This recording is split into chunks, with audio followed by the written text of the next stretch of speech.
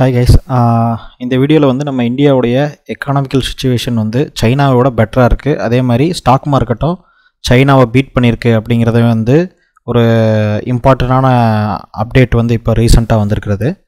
So அதே மாதிரி ஒரு டாப் ஸ்டாக்ஸ் இதெல்லாம் வந்து இந்த சிச்சுவேஷனில் வந்து நம்ம கன்சிடர் பண்ணலாம், ஸோ அதை வேல்யூஷனுக்கு எடுத்துக்கலாம் அப்படிங்கிற மாதிரியான ஒரு விஷயமும் நம்ம இந்த வீடியோவில் பார்க்க போகிறோம்.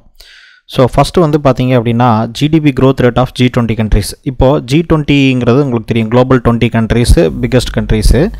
ஸோ இப்போ G20 கண்ட்ரிஸை பொறுத்த வரைக்கும் நம்ம இந்தியா தான் வந்து டாப் லிஸ்ட்டில் வந்து இருக்கக்கூடிய ஜிடிபி க்ரோத் இருக்கக்கூடிய கண்ட்ரி. இது வந்து ஆர்டரே வந்து நான் வந்து டாப் டு பாட்டம் தான் வந்து லிஸ்ட் அவுட் பண்ணியிருக்கேன். ஸோ இன்னுமே இதுக்கு கீழே கண்ட்ரிஸ் போனீங்க அப்படின்னா இதை விட கம்மியாக தான் இருக்குது. அதனால் டாப் வந்து பார்த்திங்கன்னா நம்ம தான், அதாவது ஜிடிபி க்ரோத் ரேட்டில் 7.2 இருந்து நம்ம 7.3 வந்திருக்கிறதும், அப்கமிங் வந்து 7.6 7.4 அந்த மாதிரியான ஜிடிபி க்ரோத் ரேட்டில் அதிகமான பர்செப்ஷன் இருக்கிறதும் வந்து நம்ம கண்ட்ரி தான். ஸோ அதுக்கு அடுத்து தான் வந்து பார்த்திங்கன்னா மற்ற கண்ட்ரிஸ் எல்லாமே வருது. நீங்கள் பார்த்தீங்கனாலே தெரியும் இந்த லிஸ்ட்டில். ஸோ எல்லாமே வந்து ப்ரீவியஸாக இருந்ததை விட எந்த அளவுக்கு டவுன் ஆகிருக்கு, நம்ம மட்டும்தான் ப்ரீவியஸாக இருந்ததை விட அதை மெயின்டைன் பண்ணியிருக்கோம். ஒரு ஆல்மோஸ்ட் வந்து மெயின்டைன் பண்ணியிருக்கோம். க்ரோத் ரேட்டு ப்ரொஜெக்ஷனும் வந்து ஜாஸ்தியாக நம்மக்கிட்ட தான் இருக்குது. ஸோ அதனால தான் வந்து இந்தியா வந்து ஒரு பெட்டர் பொசிஷனில் வந்து இருக்குது அப்படிங்கிறது குளோபல் மார்க்கெட்டில் தெரியும். ஸோ டாப் டவுன் இன்வெஸ்டர், அதாவது வந்து குளோபல் லெவலில் எல்லா கண்ட்ரிஸையும் ரிசர்ச் பண்ணி எந்த கண்ட்ரி பெட்டர் பொசிஷனில் இருக்கோ அந்த கண்ட்ரியில் எந்த மாதிரியான செக்டார் வந்து பெட்டர் பொசிஷனில் இருக்கோ அந்த செக்டாரை ஃபோக்கஸ் பண்ணி அதில் இருக்கிற ஸ்டாக்ஸில் இன்வெஸ்ட் பண்ணுவாங்க. இதுதான் வந்து டாப் டவுன் அப்ரோச் அப்படின்னு சொல்லுவாங்க. ஸோ ஃபஸ்ட்டு வந்து என்ன பண்ணுவாங்கன்னா கண்ட்ரியை பார்ப்பாங்க. ஸோ கண்ட்ரியிலிருந்து அதுக்கடுத்து நமக்கு வந்து ஒரு பர்டிகுலர் கண்ட்ரிஸை செலக்ட் பண்ணுவாங்க. ஸோ செலக்ட் பண்ணதுக்கப்புறம் செக்டார் அந்த தீம் செலக்ட் பண்ணுவாங்க. அதுக்கடுத்து பார்த்திங்கன்னா அதில் இருக்கிற டாப் ஸ்டாக்ஸ் பொட்டன்ஷியல் பிஸ்னஸை வந்து செலக்ட் பண்ணுவாங்க. இது வந்து டாப் டவுன் அப்ரோச்னு சொல்லுவாங்க. இதில் வந்து கண்ட்ரியை செலக்ட் பண்ணும்போதே நம்மளுடைய கண்ட்ரி தான் டாப்பில் இருக்குது அப்படிங்கிறதுக்கு வந்து நிறைய டேட்டா பாயிண்ட்ஸ் வந்து சப்போர்ட்டிவாகவே இருக்குது. ஸோ இதனால் வந்து என்ன ஆச்சு அப்படின்னா நம்ம வந்து பார்த்திங்கன்னா ரீசெண்டாக BSE NSEயோடைய 1 month ட்ரேடிங் வால்யூம் வந்து ஆட்டோமேட்டிக்காகவே வந்து ஹாங்காங்கை கிராஸ் பண்ணிடுச்சு. ஹாங்காங் வேறு சைனா வேறு கிடையாது. ஹாங்காங் அப்படிங்கிறது தனி கண்ட்ரியாக இருந்தாலும் கூட சைனா தான் மெயின்லேண்டு, சைனா தான் வந்து அவங்களுடைய ஆல்மோஸ்ட் கல்ச்சுரலி சேம் இது. அதே மாதிரி ஹாங்காங் ஸ்டாக் மார்க்கெட்டில் தான் வந்து மெயினாக சைனாவுடைய கம்பெனிஸ் எல்லாமே லிஸ்ட் அவுட் ஆகிருக்கு. ஹாங்காங்கில் இருக்கிற மேஜர் கம்பெனிஸ் எல்லாமே வந்து சைனாவை மெயின்லேண்டாக வச்சு ரன் ஆகிற கம்பெனிஸ் தான். ஸோ அதனால் எக்கனாமிக்கல் பெர்ஸ்பெக்டிவில் வந்து ஹாங்காங்குடைய ஸ்டாக் மார்க்கெட்டுங்கிறது ஆல்மோஸ்ட் ஈக்குவலன் டு சைனாவுடைய ஸ்டாக் மார்க்கெட் தான். ஸோ அதனால் வந்து என்ன பார்த்தீங்கன்னா BSE NSEயோடைய வால்யூம் வந்து ஆட்டோமேட்டிக்காகவே வந்து ஹாங்காங்குடைய வால்யூம் விட ஆல்ரெடி கிராஸ் பண்ணிச்சு. ஏற்கனவே மார்க்கெட் கேப்பில் கிராஸ் பண்ணிச்சு. ஸோ இப்போ வந்து வால்யூம்லேயும் கிராஸ் பண்ணியிருக்கு.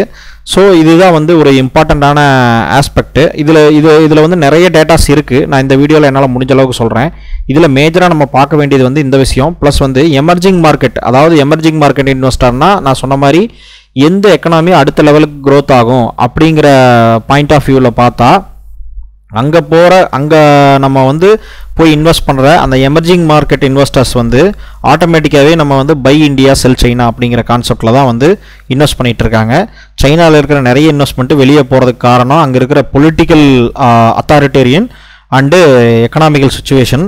ஆல்ரெடி வந்து நிறைய அந்த ரியல் எஸ்டேட் எக்கனாமியில் வந்து சைனாவில் நிறைய ப்ராப்ளம்ஸ் க்ரியேட் ஆகிருக்கு.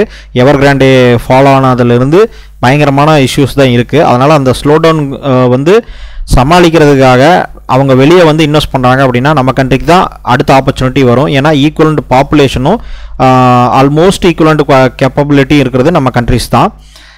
நம்மளுடைய இந்தியன் கண்ட்ரியை பொறுத்த வரைக்கும் சைனாவுடைய டெக்னாலஜிக்கல் டெவலப்மெண்ட் லெவலுக்கு ஈக்குவலாக ஆகலை, அது வந்து நம்ம ஒத்துக்கணும்.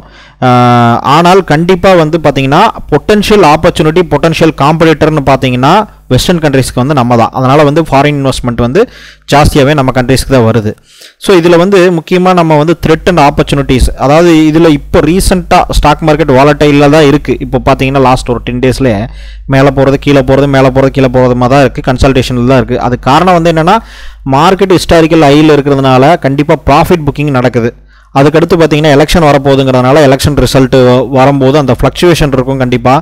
ஸோ அந்த ஒரு ரீசன்னால் வந்து என்ன பட்ஜெட் தாக்கல் பண்ண போகிறாங்க, என்ன மாதிரியான இஷ்யூஸ் எடுக்க போகிறாங்கிறது தெரியாதனால கொஞ்சம் இப்போ வந்து இன்வெஸ்டர்ஸ் வந்து ஸ்லோ டவுன் பண்ணுவாங்க. ஸோ கன்சல்டேஷன் ஆகும். இதுதான் வந்து ஷார்ட் டேர்மில் இருக்கக்கூடிய ஒரு மேஜர் வந்து பாயிண்ட்டு. ஸோ அதுக்கு அடுத்து வந்து பார்த்தீங்கன்னா நம்மளுடைய கவர்மெண்ட் ஆப்பர்ச்சுனிட்டிங்கிறது இந்தியாவில் பொறுத்த வரைக்கும் கண்ட்ரி வைஸில் பாப்புலேஷன் ஆப்பர்ச்சுனிட்டி கன்சம்ஷன் எக்கனாமி இருந்தாலும் கூட கவர்மெண்ட் வந்து ஸ்டேபிள் கவர்மெண்ட்டாக இருக்குது. அதாவது வந்து கோயலிஷன் கவர்மெண்ட்டாக இல்லாமல் ஒரே சிங்கிள் பார்ட்டிஸ் வந்து மெஜாரிட்டியான வின்னிங் வச்சு ஸோ ஒரு ஸ்டேபிள் கவர்மெண்ட்டாக இருக்குது.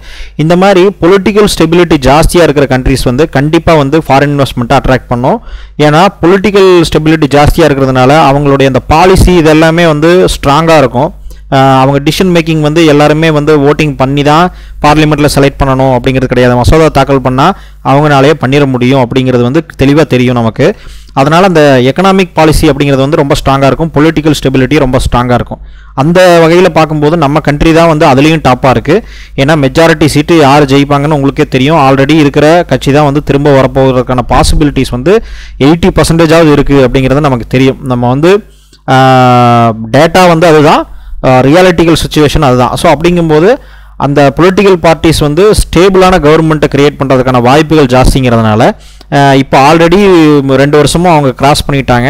ஸோ அதனால் வந்து தேர்ட் இயர் டேர்மும் அவங்க வரதுக்கு உண்டான வாய்ப்புகள் ஜாஸ்தியாக இருக்கிறதுனால கண்டிப்பாக வந்து இந்த பொலிட்டிக்கல் ஸ்டெபிலிட்டி வந்து கண்டிப்பாக எக்கனாமிக் க்ரோத்துக்கு வந்து ரொம்ப இம்பார்ட்டண்ட். அதே மாதிரி ஃபாரின் இன்வெஸ்ட்மெண்ட் அட்ராக்ட் பண்ணுறதுக்கு இது ரொம்ப இம்பார்ட்டண்ட். அதனால் வந்து நமக்கு இது ஒரு பெரிய ஆப்பர்ச்சுனிட்டி தான் மார்க்கெட்டை பொறுத்த வரைக்கும். அதே மாதிரி டாப் லெவல் ஸ்டாக்ஸ் எதெல்லாம் நம்ம கன்சிடர் பண்ணலாம்னா ரிலையன்ஸ் இண்டஸ்ட்ரீஸ் வந்து கன்சிடர் பண்ணலாம். காரணம் என்னென்னா முதல் முறையாக $1 ட்ரில்லியன் கம்பெனியாக மாறதுக்கு உண்டான ஆப்பர்ச்சுனிட்டி வந்து ரிலையன்ஸ் இண்டஸ்ட்ரிக்கு தான் இருக்குது. முதல்ல வந்து மார்க்கெட் இன்னும் மூவ் ஆச்சு அப்படின்னா $1 ட்ரில்லியன் மார்க்கெட் ஷேர் வந்து மார்க்கெட் கேபிட்டலைசேஷன் வந்து ரிலையன்ஸ் இண்டஸ்ட்ரிக்கு தான் வர்றதுக்கு வாய்ப்புகள் இருக்குது. இப்போ ரீசெண்டாக பார்த்தீங்கன்னா க்ரூட் ஆயில் ப்ரைஸ் இன்க்ரீஸ் ஆகுது. ஏன்னா வார் சுச்சுவேஷனால் அதோடைய பெனிஃபிட்டும் இவங்க தான் எடுக்கிற மாதிரி பொசிஷனிங் பண்ணியிருக்காங்க. ஏன்னா 80% ரிஃபைனரி வந்து நம்ம கண்ட்ரிக்கும் மற்ற கண்ட்ரிக்கும் இவங்க தான் பண்ணுறதுனால ஸ்ட்ராங்காக வந்து ரிலையன்ஸ் இண்டஸ்ட்ரீஸ் வந்து நல்ல ப்ராஃபிட்டபிள் மோட்டிவில் தான் இருக்காங்க. அதனால் அவங்களுடைய ஷேர் ப்ரைஸே பார்த்திங்கன்னா நல்ல புல்லிஷ் மொமெண்டமில் தான் இருக்குது. ஸோ இந்த 2 பாயிண்டில் பார்க்கும்போது லாங் டர்மாக ரிலையன்ஸ் இண்டஸ்ட்ரீஸ் கன்சிடர் பண்ணலாம். HDFC பேங்க் வந்து வேல்யூஷன் டவுனாக இருக்குது. ஸோ வேல்யூஷன் வந்து பெஸ்ட் வேல்யூஷனுக்கு வந்திருக்கு. அதாவது இந்த ஸ்டாக் வந்து இனிமேல் இந்த ப்ரைஸ் வருமா அப்படிங்கிறது தெரியாது. ஸோ அக்யூமுலேஷன் ப்ராசஸ் வந்து ஸ்டார்ட் ஆகும். ஆல்ரெடி மியூச்சுவல் ஃபண்டு வந்து அக்யூமுலேட் பண்ண ஆரம்பிச்சிட்டாங்க. ஒவ்வொரு பர்சன்டேஜ் மேஜர் மியூச்சுவல் ஃபண்டு வந்து இன்க்ரீஸ் பண்ணியிருக்காங்க மந்த் அண்ட் மந்த் பேசிஸில். SIPலையும் வந்து HDFC பேங்க்குடைய ஹோல்டிங்ஸ் வந்து எல்லா மியூச்சுவல் ஃபண்ட்லையும் இன்க்ரீஸ் ஆகிருக்கு. அதை வந்து நீங்கள் மியூச்சுவல் ஃபண்டோடைய டேட்டாஸில் பார்த்தீங்கனாலே தெரியும். அதே மாதிரி HDFC பேங்கை பொறுத்த வரைக்கும் லார்ஜஸ்ட் பிரைவேட் செக்டர் பேங்க்கு, மோஸ்ட் கேப்பபிள் பேங்க். அவங்கக்கிட்ட இருக்கிற ப்ராடக்ட் சர்வீசஸ் போர்ட்ஃபோலியோ எல்லாமே வந்து பார்த்தீங்கன்னா டாப் குவாலிட்டியில் எல்லா கேப்பபிலிட்டியும் இருக்கிற ஒரு பேங்க். அதனால் வந்து அதோடைய வேல்யூஷன் டவுன் ஆகும்போது அதோடைய ரிட்டர்ன் வந்து சேமாக இருக்கும்போது நமக்கு வந்து அதை வந்து அக்யூமுலேட் பண்ண தான் பார்ப்பாங்க. ஒரு என்ன சொல்கிறது, ஒரு வேல்யூ இன்வெஸ்டிங் மாதிரி பார்க்கும்போது அதை அக்யூமுலேட் பண்ண தான் பார்ப்பாங்க. மியூச்சுவல் ஃபண்டு அதுக்கு உண்டான ரிஃப்ளெக்ஷன் வந்து பண்ண ஆரம்பிச்சிட்டாங்க. 2-3 மியூச்சுவல் ஃபண்டில் நான் டேட்டா எடுத்து பார்த்ததில் ஒவ்வொரு பர்சன்டேஜ் இன்க்ரீஸ் பண்ணிக்காங்க. 1% அப்படின்னாலே கிட்டத்தட்ட 5,000 கோடி 1000 கோடி வரும். அதனால் வந்து அந்த பர்சன்டேஜ் வந்து இன்க்ரீஸ் பண்ணியிருக்காங்க மந்த் அண்ட் மந்த் பேசிஸில். ஸோ அதனால் வந்து அதையும் நீங்கள் கன்சிடர் பண்ணலாம். அதுக்கடுத்து வந்து பார்த்தீங்க அப்படின்னா லாங் டேர்ம் பொட்டன்ஷியல் ஸ்டாக் அப்படிங்கிறது ஒரு பொட்டன்ஷியல் அப்வர்டு மூமெண்ட்டுக்கு இருக்கக்கூடிய பாசிபிலிட்டி வந்து M&M ஃபினான்ஷியல் சர்வீசஸ்க்கு வந்து இருக்குது. ஸோ ஃபண்டமெண்டலாக அனலைஸ் பண்ணுங்கள். அந்த கம்பெனியோட பேலன்ஸ் ஷீட்டு, ப்ராஃபிட் லாஸ் ஸ்டேட்மெண்ட்டை ஸ்டடி பண்ணுங்கள். ஆனுவல் ரிப்போர்ட்டை ஸ்டடி பண்ணுங்கள். கான்கால் ரிப்போர்ட் ரீசெண்டாக வந்ததுன்னா அதை ஸ்டடி பண்ணுங்கள். அது எல்லாமே ஸ்டடி பண்ணிங்கன்னா இவங்க என்ன பிஸ்னஸ் எந்த செக்டருக்கு சப்போர்ட் பண்ணுறாங்க அப்படிங்கிறது தெரியும். நான் டீட்டெயில்டாக போடுறேன். அதை பற்றின ரிசல்ட்ஸ் வந்து நான் டீட்டெயில்டாக போடுறேன். ஸோ சிப்லாவும் வந்து எடுத்துக்கலாம். சிப்லா, சன்ஃபார்மா அது ரெண்டுமே வந்து pharmaceutical and health care sector.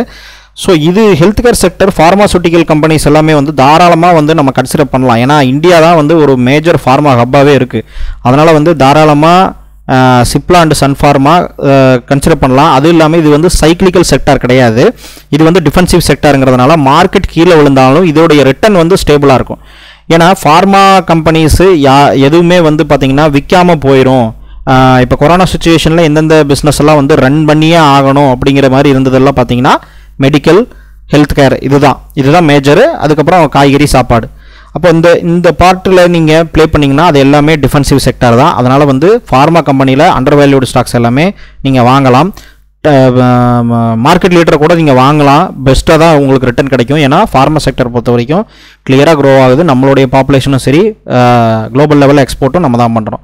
அதேமாதிரி இன்சூரன்ஸ் கம்பெனியும் கண்டிப்பாக வந்து ஒரு நல்ல பொசிஷனில் இருக்குது. அதில் வந்து ICICI லம்பார்டு வந்து நீங்கள் கன்சிடர் பண்ணலாம் இன்சூரன்ஸ் செக்டரில். முக்கியமான ஒரு விஷயம் பார்த்தீங்கன்னா ஃபாரின் போர்ட்ஃபோலியோ இன்வெஸ்டர்ஸ் வந்து லாஸ்ட் 3 மாதமாக கிட்டத்தட்ட 10,000 கோடி ஐடி செக்டரில் இறக்கியிருக்காங்க. அவங்க மேஜராக செல் பண்ணது வந்து ஃபினான்ஷியல் செக்டர் தான். ஆனால் ஃபினான்ஷியல் செக்டரை மேஜராக பை பண்ணது வந்து நம்ம டிஐ, அதாவது ஃபாரின் இன்வெஸ்டர்கிட்ட தான் ஃபினான்ஷியல் செக்டர் இருந்தது முதல்ல. அவங்க செல் பண்ண நம்ம டிஐ இதுதான் சான்ஸ்னு சொல்லி எல்லாத்தையும் பை பண்ணுறாங்க.